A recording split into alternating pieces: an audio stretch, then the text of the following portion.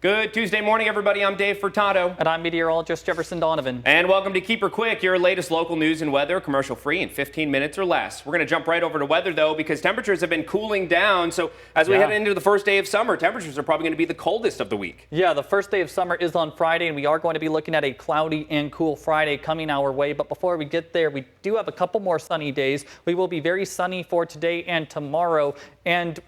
And then speaking of tomorrow specifically, wind is going to be increasing around the forecast area on Wednesday, bringing some more of those fire danger concerns. In fact, there are fire weather watches that have been posted for Grant County and Western Adams County, also Northern Columbia County. These fire weather watches are from 2 p.m. to 8 p.m. on Wednesday because we will be subject to breezy winds and dry weather conditions once again. And in fact, it would not surprise me at all if these fire weather watches are upgraded to red flag warnings and expanded as we do head into tomorrow. And the reason why?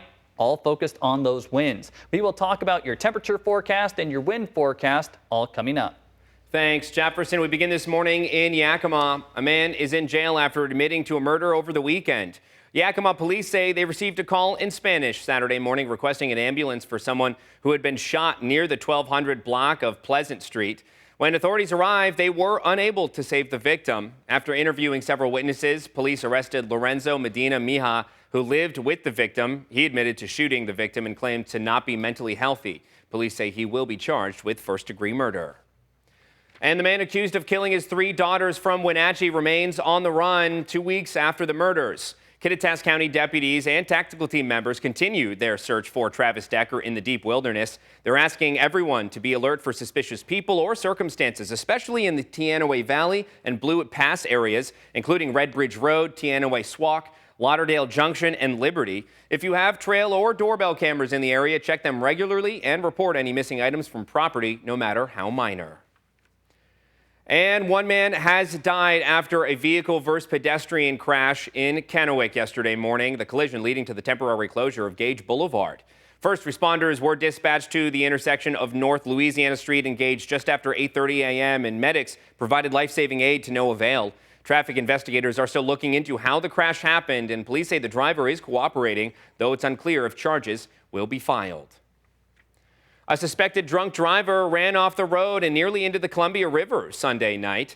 Kennewick police posted this picture from the scene. They say just after 9 p.m. in the 2700 block of Paul Parrish Drive, a Camaro went off the road near the riverbank. Police say the driver was a 21-year-old woman, and they determined she was driving under the influence.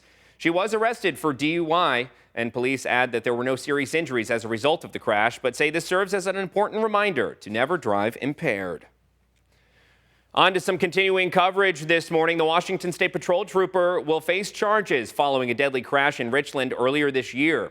Spokane County Chief Criminal Deputy Prosecutor says while charges are coming against Trooper Sarah Clasen, he would not comment on an exact date as their prosecuting office is still actively reviewing the file.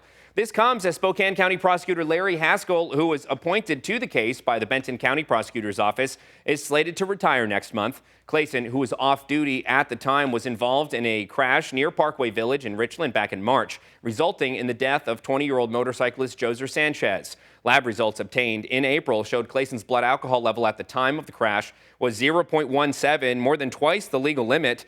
She remains on administrative leave. And a Kennewick food truck owner is being deported after trying to obtain his citizenship for 3 years. As you may remember, Sergio Gomez and his wife Gabby own Hibachi Explosion. Sergio was detained in April after his wife, who is an American citizen, petitioned for his residency. Friday was his final court hearing, which resulted in him being deported last night. Gabby felt their lawyer didn't know much about Sergio's case prior to the hearing. She is working on getting new lawyers to get him back here, saying in part on a Facebook post, quote, "Eventually, we will start to talk with new lawyers to see how we can get him back. In the meantime, I will still be running the food truck solo and taking care of our kids. We will get him settled in Mexico at his family's home so he can be comfortable and safe." Now, this is also a developing story, and we will bring you any new information as we get it. In a written statement posted to Facebook, Kittitas County Sheriff Clay Myers addressed recent claims by the Department of Homeland Security labeling the county as a sanctuary jurisdiction. Sheriff Myers said national and regional sheriff's associations quickly pushed back, providing legal context and requesting clarity on how DHS reached its conclusion. Following those discussions, the map and accusations were removed. Myers thanked those involved, but emphasized more work is needed, urging cooperation over politics to solve broader state and federal issues. A person is recovering after being rescued from the water. Deputies with the Yakima County Sheriff's Office say they were dispatched to a residence near Sela yesterday for a welfare check on a nonverbal, developmentally disabled and vulnerable adult after a caregiver raised the alarm. The 24-year-old had entered the Rosa Canal and was struggling to stay above the water and was found by authorities floating down the canal. After about 15 minutes, the individual was rescued from the water and taken to a local hospital to receive medical treatment. The 24-year-old is expected to make a full recovery. And a fire scorched more than 3 acres of land in Prosser yesterday. Firefighters say this was caused by mowing dry grass. Luckily, they were able to put it out in 15 minutes, but say this could have been avoidable. Firefighters are advising the community to wait until the season cools down before mowing your lawn. Now the owner will be paying thousands of dollars to fix the property. And with that, let's jump right over to meteorologist Jefferson Donovan. Jefferson, despite these cooler temperatures, we still have some fire weather concerns in our forecast, right? Absolutely. And even today, where we don't have a lot of wind, we are still going to need to practice that fire safety. It's still dry and very warm out there, even though that fire, if one were to start, won't spread as quickly today as days prior. It could still lead to some pretty big problems. So for today, we are going to be sunny and very warm around the forecast area, seasonably warm, really. We will be peaking in the upper 80s to low 90s for the Tri-Cities today, upper 80s nearing 90 degrees for the Yakima Valley this afternoon, low to mid 80s today in the Kittitas Valley, with mid to upper 80s for the Blue Mountain foothills. Again, as absolutely everybody does see, sunny skies overhead on this Tuesday. Now let's keep on the temperature train of thought as we go through the next several days. Tomorrow will be very similar to today for most of us, as a vast majority of the region will see mid to upper 80s with sunny skies. The Kittitas Valley, though, will see daytime highs tomorrow back into the upper 70s. By Thursday, we will all be into the upper 70s to low 80s, a bit cooler on Thursday. But then Friday is when the big drop off in temperatures come, as most of us on Friday will be stuck in the low to mid 70s. And even in the Tri-Cities, we will see highs only into the upper 70s on Friday. Kind of ironic, Friday is the first day of summer, and we are going to be looking at our coolest temperatures in quite some time. Now let's talk about the wind side of things for today. Wind is not going to be a big factor, as most of the region only sees wind gusts up to around 15 to 25 miles per hour, although in the Kittitas Valley today, we could see gusts all the way to 35 miles per hour. It's as we go into Wednesday that winds are really going to increase in strength, as we could see gusts as high as 35 miles per hour tomorrow in the Tri-Cities, 30 mile per hour gusts possible for Yakima and Walla Walla tomorrow. In Pendleton, we could be subject to gusts up to 40 miles per hour on Wednesday, with 45 mile per hour gusts coming tomorrow in the Kittitas Valley. So tomorrow is going to be a day of fire concerns, because if a fire were to start, it could spread rather quickly with these winds. Now let's just talk about the Storm Tracker Futurecast. Not a whole lot to talk about through the rest of the work week, but as we get towards the weekend, namely on Saturday, we are going to see an opportunity for more widespread shower activity back to the inland northwest. Now at this point, I have at least a slight chance of showers for our entire viewing area, with a much better chance of showers for the Blue Mountains and adjacent foothills. And on Saturday, we're going to see very cool temperatures only into the upper 60s to low 70s. Now, weather models have been flip-flopping over the course of the past 36 hours, just how damp things are going to be. So this is a situation we will continue to monitor very closely as we go throughout the rest of the week. But for right now, I'm going to throw it back to Dave. Thanks, Jefferson. In some state news, starting July 27th, Washington's House Bill 1046 goes into effect, protecting Good Samaritans from civil lawsuits if they break into a vehicle to rescue a child, vulnerable adult, or pet in danger. Now, to qualify for immunity, 5 steps must be followed. You need to check if the car is unlocked, believe in good faith there's imminent danger, call 911 first, only use necessary force, and stay with the individual or animal until help arrives. Now, this law does not protect theft, only genuine rescue efforts. For legal questions, always consult an attorney. And a major environmental and tribal agreement aimed at restoring salmon populations in the Pacific Northwest has been halted by President Donald Trump. As KIMA's Anissa Williams explains, the decision is drawing both criticism and celebration.